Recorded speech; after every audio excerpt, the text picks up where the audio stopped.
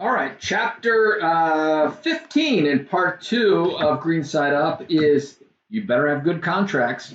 Now, I would say Ed is not a very litigious person. He says that he only sued one customer in all of his years of business, and that's a pretty good running.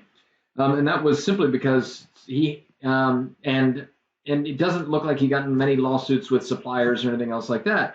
But I would say, and based on what he says about contracts here, is that the one lawsuit that he did get in was because an HOA cut him out after 2 months on a 1 year deal, and it wasn't his fault, and he had made a good offer, and for whatever reason, they cut him short, and he was ticked, and he tried to make it good, and he tried to do a great offer, and eventually he told them, hey, I was going to only bill you for what I've already delivered, and that's fine, and even going to bill you half. And they wanted a quarter of what. So, anyways, long story short, he won because he had a good contract, and he won. Took him to court. So the idea is that you need contracts. There are in a lot of states, if you send your price, terms, and offer, and you start to build a service that's maybe as good as a contract, it might not be the same in all states. So.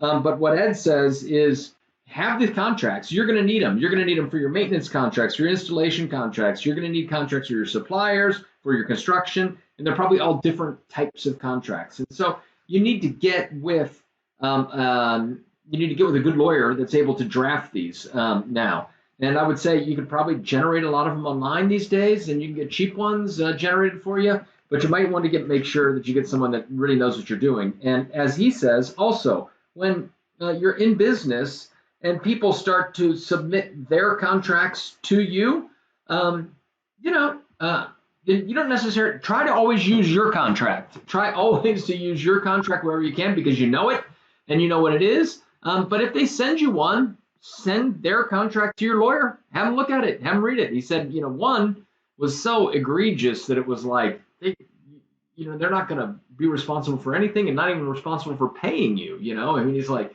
what is this? And so he went back and redlined it to death.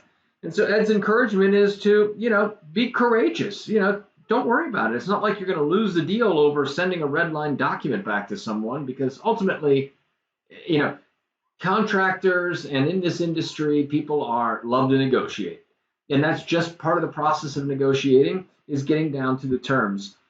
So you need to decide what you want in your contracts and make sure they're reasonable. Be reasonable with your contracts. So take action with this idea of having good contracts.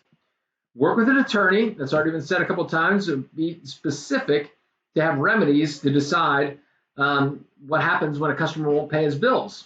Have specific contracts for landscaping maintenance, construction, snow, different types of work require different types of contracts. I mentioned that. Sign contracts with all your subcontractors. Oh, I forgot this one. There's a big section on non-competes.